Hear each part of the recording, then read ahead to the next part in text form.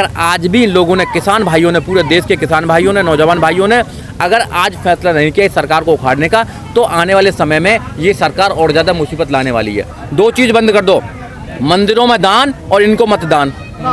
दो चीज़ मत दो इनको, बस दो चीज़ मत दो, सब कुछ दो। मंदिरों में दान और इनको मतदान मत करो, इनको पता लग जाएगा, सड़कों पर आ जाएंगे, सब कुछ हो जाएगा।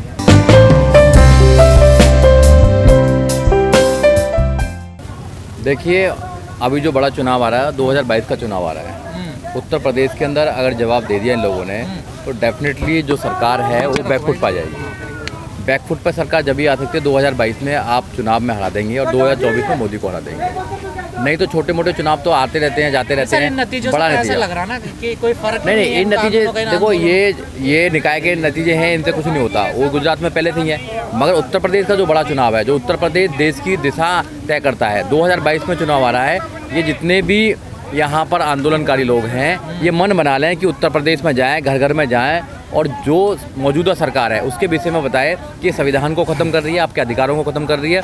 अगर आप घर घर में ये बताने में कामयाब हो गए और 2022 में सरकार को उखाड़ने में कामयाब हो गए, तो आपको कामयाब मिल जाएगी, आपको ज़्यादा फिर संघर्ष नहीं करना पड़ेगा। 2024 में इस देश से इस सरकार को उखाड़ कर फेंक देगी। सर, जैसे मुजफ्फरनगर से खबरें आ रही हैं, अब तो मामला ऐसा लग रहा है 50-50% का। सुबह वहाँ मारपीट भी हुई है, झड़प भी हुई है किसानों में। आप नहीं, ये तो करेंगे, कुछ बीजेपी के समर्थन में, कुछ किसानों समर्थन में। जब भी आंदोलन को तोड़ना होता है, या तो झूठी FIR लगाते हैं, NSA लगाते हैं, UAP लगाते हैं। अब दिशा रवि पे NSA लगाया, UAP लगाया, आज बेल हो गई उनकी, बेल हो गई, आज बेल हो गई है। तो ये जो सरकार है, ये डराना चाहती है लोगों को, झूठी FIR लगाती है, अपने गुंडे भेजती है, आंदोलन में गुंडों को भेजती है, उसके बाद 26 तारीख कराती है। तो जब इनके गुंडे आ जाते हैं तो ये तो कराएंगे, क्योंकि आपको पता है गुंडों की सरकार है।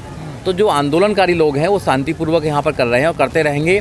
सरकार को बैकफुट पर आना पड़ेगा, सरकार बैकफुट पर आ चुकी है, मगर वो ये साबित करना चाहती है कि हम भैया इस देश में किसी डरते नहीं है। आपको मतदाता से डरना पड़ेगा। जो मतदाता है वो आपको वहाँ तक पहुँचाता है। अगर तुम वोटर की इज्जत नहीं करेंगे तो वोटर आपको उखाड़ कर फेंक देगा, आपको आपकी औकात दिखा देगा।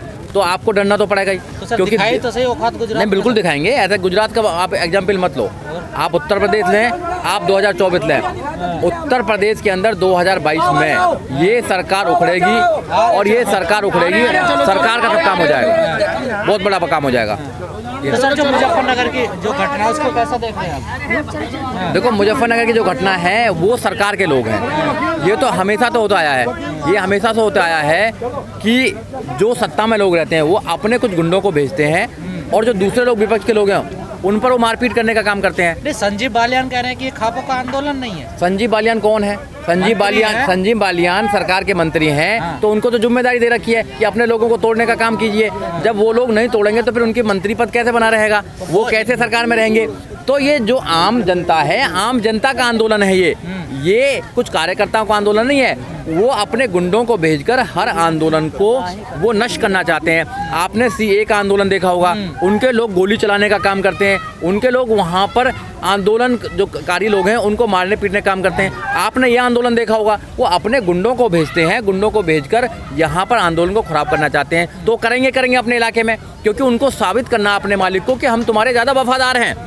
चलती तो हमारी है ना, अगला टिकट हमको देना। मगर जनता ने मन बना लिया है कि अब की बार वो न मिनिस्टर रहेंगे न वो जीत पाएंगे। जनता मूड में है इस सरकार को उखाड़ने की। 2022 में इस सरकार को उखाड़ा जाएगा उत्तर प्रदेश से, 2024 में देश से उखाड़ा जाएगा। एक ही रास्ता है देश में जो लोग हैं उनको बचने का। अगर रोजगार चाहते हो तो एक ही रास्ता है, मान सम्मान चाहते हो तो एक ही रास्ता है, अगर आप चाहते हो कि आपको शांति से इस देश में रहना पड़े तो एक ही रास्ता है, इस सरकार को, जो ये सरकार मौजूदा सरकार है, जो कच्चे वालों की सरकार है, इसको उखाड़ कर फेंकना है। अगर तुमने सरकार को उखाड़ कर नहीं फेंकना तो फिर आपके साथ में ऐसे ही होता रहेगा। सर, एक तरफ खाप पंचायतें कर रही हैं कृषि कानून के विरोध में, दूसरी तरफ कुछ खाप ऐसी है जो मंत्री हैं संजीव बालियान, उनको बैठा भी रही हैं, उनसे बातचीत भी कर रही हैं।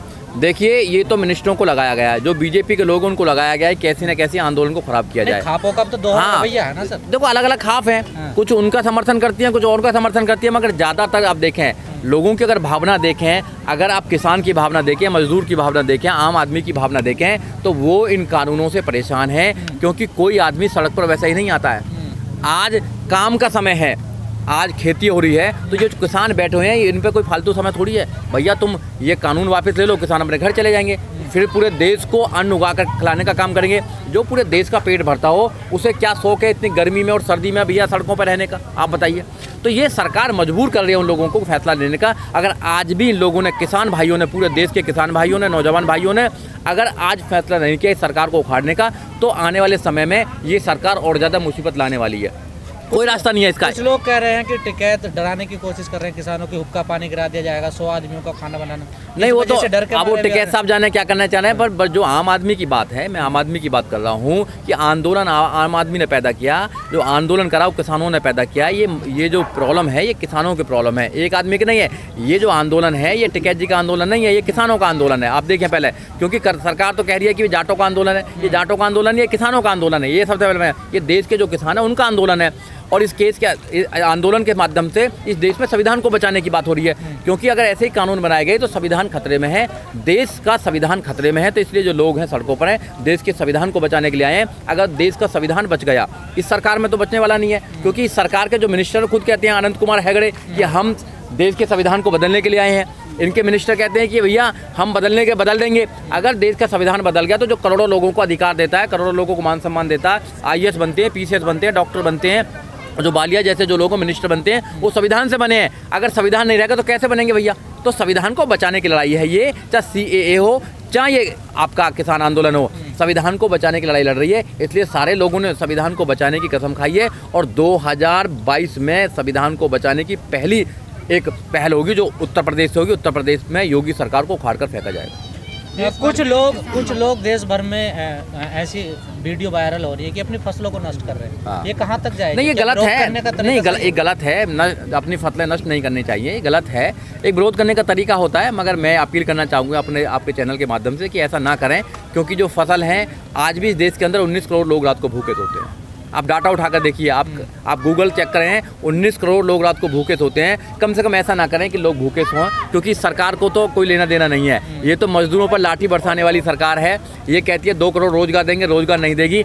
आज भी गरीबी का लेवल इतना है कि पाकिस्तान से भी नीचे हम गरीबी के लेवल पे। पाकिस्तान ऊंचा बड़ा है हमसे, गरीबी के लेवल देखा। भुखमरी में हम उससे नीचे हैं, भुखमरी में हमारे लोग ज़्यादा हैं भुखमरी देश के अंदर। आप देश को सोने की चिड़िया बनाना चाहते हो? कौन से देश को सोने की चिड़िया बनाना चाहोगे आप बताइए ना आप लोग। तो आप पढ़ाई में बहुत नीचे हैं, तो आप जो मुद्दे हैं उन मुद्दों को तो उठाना नहीं चाहते, मगर आप ये करना चाहते। तो किसान भाइयों से मैं कहना चाहता हूँ कि आप अपना आंदोलन संविधान के दायरे में करें। संविधान बहुत ताकतवर है, आप संविधान के दायरे में करेंगे तो ये हार जाएंगे। आप संविधान के दायरे में रहें बस। कल कृषि मंत्री का बयान आया था, वो कह रहे थे कि ऐसे भीड़ इकट्ठी करके कोई कानून वापस नहीं होती है। नहीं तो फिर आपने 2 अप्रैल की जो भीड़ इकट्ठी हुई थी क्यों वापस कर दिया आपने? SC/ST प्रिवेंशन एट्रोसिटीज एक्ट 1989 क्यों आपने वापस किया? क्यों किया आपने? CAA पे कैसे बैकफुट पे चले गए आप?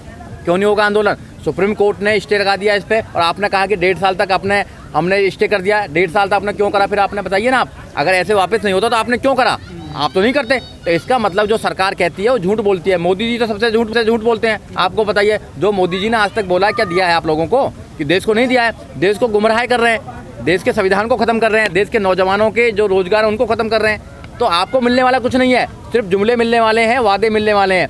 अगर आपको और वादे लेने और जुमले लेने हैं, अभी तो कहेंगे नौजवान चिंता मत करो, आपको हम भैया चांद पे प्लॉट डाल काट रहे हैं, वहीं नौकरी मिलेगी आपको, तो वहाँ भी भेज सकते हो। तो आप जुमलेबाजी की सरकार मत करो, आप रियल सरकार है। जो मुद्दे हैं उन मुद्दों पे बात करो। ये मुद्दे वाली सरकार नहीं है, ये तो ठोको वाली सरकार है। कल संजीव बालियान कुछ गांवों में गए तो वहाँ पर लोगों ने विरोध किया, तो जो लोग विरोध कर रहे थे उन पर हमले किए गए हैं। इस तरह की घटनाओं को कैसे देखिए, हर जगह विपक्ष और पक्ष होता है। अब बीजेपी चाहती है कि कम से कम यहाँ आंदोलन खराब नहीं हो तो गांव में आंदोलन खराब करो, क्योंकि जो नेता हैं वो अपनी कुर्सी बचाना चाहते हैं, वो अपने मालिकों को दिखाना चाहते हैं कि हम तो काम कर रहे हैं भैया, हम तो आपका काम कर रहे हैं। क्योंकि अपने जो लोग हैं, जो चमचे हैं, उनको लगाएंगे ना वो काम करने के लिए। उनको पता नहीं है किसकी वोट से आप गए हो मिनिस्टर बने हो, किसकी वोट से आप MP बने हो, किसकी वोट से आप MLA बने हो। अरे इन किसानों की, मजदूरों की वजह, वोट की वजह से ही आप MP MLA बने हो। अगर ये आपके साथ नहीं है तो आप अगली बार नहीं बनोगे। आप समझना पड़ेगा नेताओं को समझना पड़ेगा। जब वोट मांगने आते हैं तो भैया पूरा पैर तक लग जाते हैं उनके हाथ, कहते हैं तुम ही हमारे सब कुछ हो। और जब वोट ले लेते हैं तो उसके बाद में वो 4.5 साल आते ही नहीं है। कौन? जनता पर जुर्म होता रहता है, जनता की परेशानी होती रहती है, सड़कों पर रहते हैं, आते नहीं है। समझना पड़ेगा, लोगों को समझना पड़ेगा। सर, अमित शाह कह रहे हैं कि पूरे देश का विकास हुआ, पश्चिम बंगाल में विकास नहीं हुआ, हमारी सरकार बनाइए। अमित शाह जी के बेटे का विकास हुआ और किसी का विकास नहीं हुआ। किसका विकास हुआ बता दीजिए। अगर देश का विकास हुआ तो पश्चिम बंगाल दूसरे देश में है क्या? देखो मेरी बात सुनिए आप, उनका विकास सिर्फ बीजेपी का विकास हुआ है। बीजेपी के बड़े बड़े ऑफिस बन गए हैं। बीजेपी के जितने लोग हैं उनकी जो इनकी आय थी वो 5 गुनी 10 गुनी हो गई है। उनके बेटे की अमित शाह जो हैं, उनके जो बेटा है शाह, उसकी बहुत ज़्यादा हो गई है। तो ये तो अपने इनके परिवार की आय बढ़ रही है, इनका विकास हो रहा है। और जो मोदी जी का विकास तो पता नहीं कहाँ पे विकास है। तो विकास नहीं हो रहा, विनाश हो रहा है, विनाश। इस देश का विनाश हो रहा है क्योंकि नौजवानों को रोजगार नहीं है। आप देखिए नौजवान जो हैं वो मजबूर हैं। किसान इस देश के अंदर आत्महत्या करता है, जो पूरे देश को अन्न देता है वो आत्महत्या करता है इस देश के अंदर, और अपने आवाज़ उठाता है तो उसको डंडे मारती है आपकी पुलिस। अगर रोज जो मजदूर है, मजदूर दिल्ली से अपने गांव जाना चाहता है तो आप डंडे बरसाती है आपकी पुलिस और झूठे मुकदमे करते हैं। जो आंदोलनकारी जो लोग अपनी आवाज़ उठाने का काम करते हैं, NSA लगाते हो, UAP लगाते हो, जेल में भेजने का काम करते हो आप लोग। आप जवान बंद करना चाहते हो, इसका मतलब आप संविधान को ख़त्म करना चाहते हैं। संविधान में अधिकार दिया है कि आप अपना अधिकार कर सकते हैं, आप अपना आंदोलन कर सकते हैं। आप कहते हैं कि आंदोलन जीवी हैं, हम तो आंदोलन जीवी हैं, आप परजीवी हैं। आप कौन से जीवी हैं? मंदिर जीवी हैं क्या आप कौन से जीवी हैं बताइए ना, आपको जीवी बताना पड़ेगा। तो मैं तो सब लोगों से आपके चैनल के माध्यम से कहना चाहता हूँ, दो चीज़ बंद कर दो, मंदिरों में दान और इनको मतदान। 2 चीज़ मत दो इनको, बस 2 चीज़ मत दो, सब कुछ दो। मंदिरों में दान और इनको मतदान मत करो, इनको पता लग जाएगा, सड़कों पर आ जाएंगे, सब कुछ हो जाएगा।